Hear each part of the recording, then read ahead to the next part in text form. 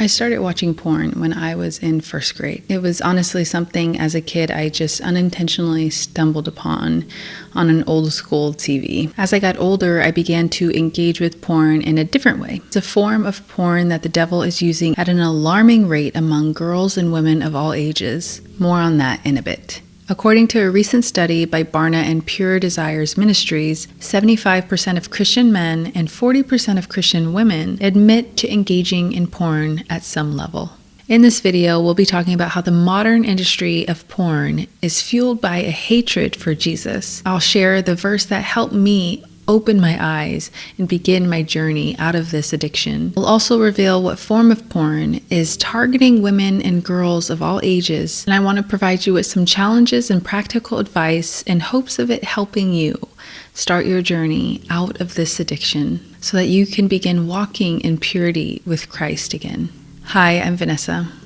Welcome to Wholeheartedness. After being introduced to porn in the first grade, it led me on a near 2-decade journey and battle with porn that even bled into my first 2 years of being a Christian. Shortly after I began high school, I began engaging with porn in a different form, as I alluded to earlier, and it came in the form of books. I was reading explicit content depicting sex scenes, and every girl I knew was also reading these kinds of books. There is a growing body of women, as I shared earlier, 40% of Christian women, who are also being entangled in this sin. And one of the ways that's entrapping women and introducing them and desensitizing them to porn is through these books, because it's seen as a harmless pastime. So parents are unknowingly buying their daughters these books that are full of written porn, which I believe is contributing to the rise in women who are now watching porn.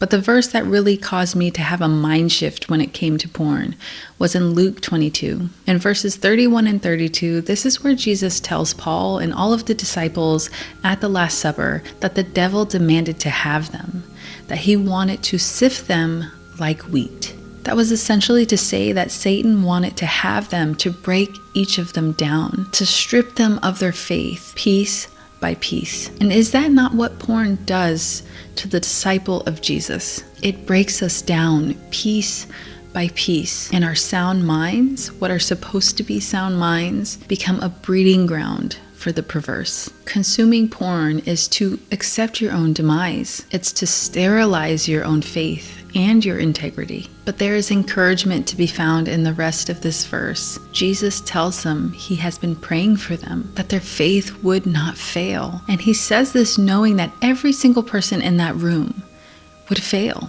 But despite that failure, in verse 32, Jesus says when they return back to him, and we know that all of them in that room returned to the Lord except for Judas. Return to God and be who you are. Be who he says you are. A child of God, redeemed and loved, adopted, holy and blameless in his sight. Walk in the Spirit and the power of God and overcome and fight this sin. And finally, Jesus says that when they do return to him, to strengthen the brothers. And that's honestly the reason why I'm making this video. I'm willing to talk about this and be honest about my past, because I want that for you. I want you to be able to look back and say, that's what I was doing. That's not what I'm doing anymore.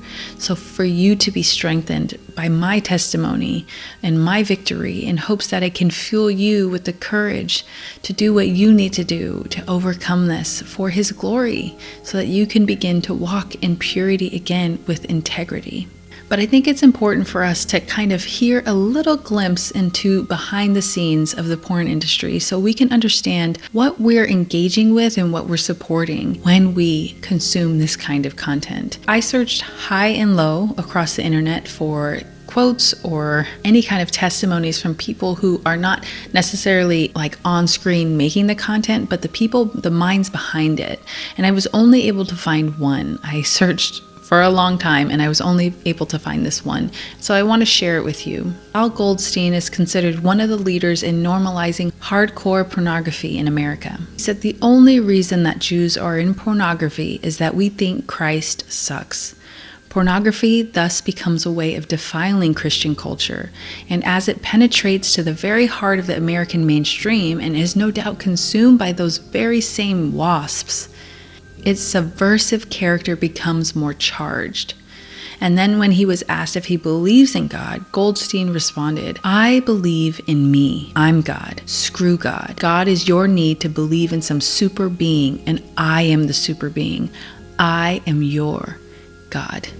So I understand that Al was just one man in the industry, but he seems to be speaking on behalf of many people he knows in the industry. So I can't help but take his words to represent the heart of many people, many leaders in that industry. They hate Jesus and they want to defile the things he stands for. So you have to ask yourself, is that what and who you want to tether yourself to? Is supporting their stated mission more important to you than glorifying God with your life and supporting his ministry?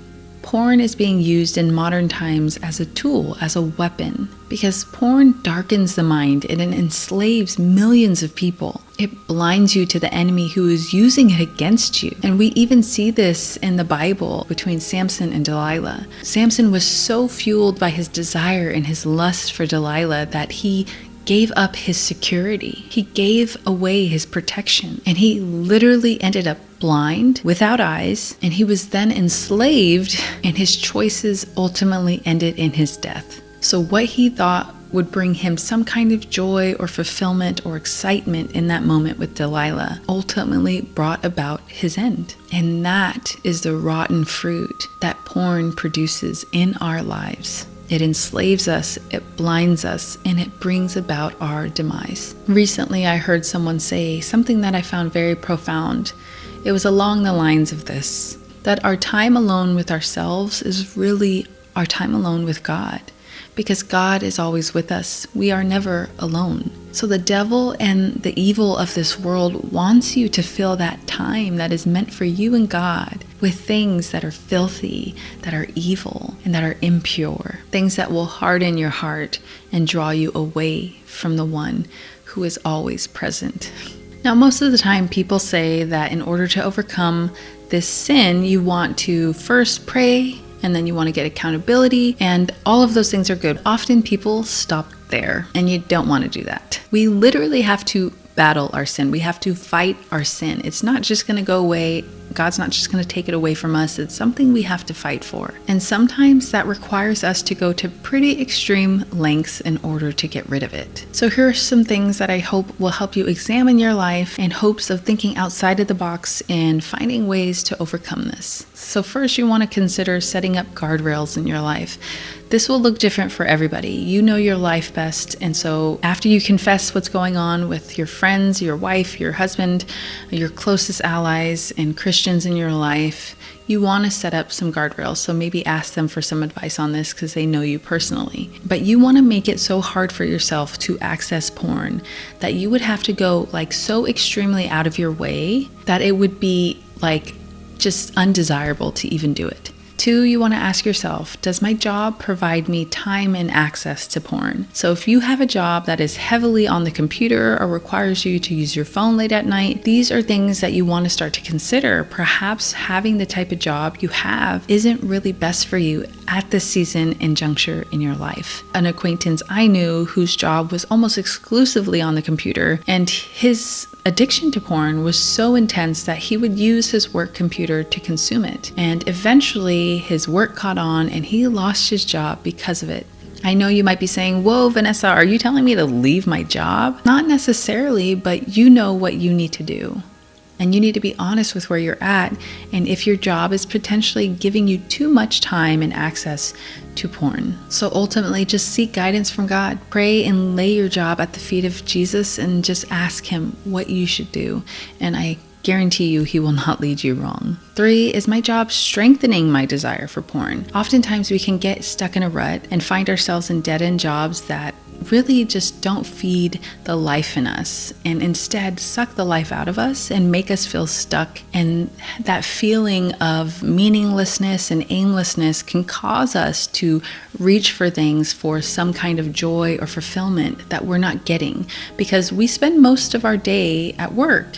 And so if most of our time in our day is being used to do something that we don't really care about, that we don't really feel is adding value to the world, or we feel is just pointless or a dead-end job, then it can cause us to feel like we have a void. And in order to try to fill that void, we go to things like porn. So is your job creating a sense of aimlessness? Do you feel like your job is a dead-end job? Do you feel that your job is adding value to you or others? And is your job contributing to you on a personal and mental level in a positive way? 4, are my hobbies and downtime activities feeding my desire for porn? So if you're watching TV and movies that include sexual scenes that are explicit or even just enough to get you interested and intrigued and desiring to watch porn, then perhaps you should consider changing what you allow yourself to watch. And this could also come in the form of video games. This can come in the form of, again, of what you're reading. There are so many things that we can consume, so many forms of entertainment, so many forms of media. And we have to consider if what we're consuming is only kind of putting little sparks and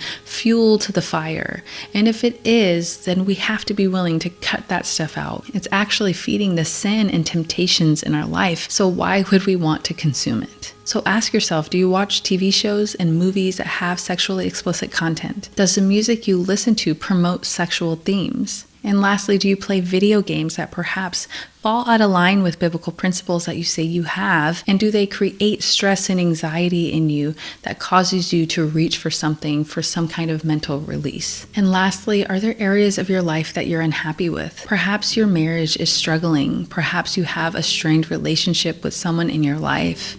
Or perhaps you just feel like you lack control. Is there something going on in your life that you're using porn as a way to cope? I encourage you to pray about these things instead of avoiding them. So if your marriage is on the rocks, put your time and attention and all the effort that you can into making it better. If you feel like you don't have any control, instead of going to porn to try to feel that sense of control, go to the Lord and ask for help to accept that He is in control and that you can trust Him. And pray for a heart that trusts Him. Whatever it might be that you're trying to cope with, porn is not the answer. But I really hope that this was of some use to you, some help to you.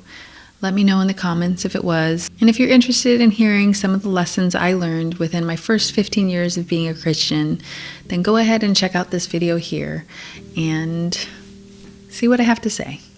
But thank you so much for watching. I appreciate you being here. And I will see you next time.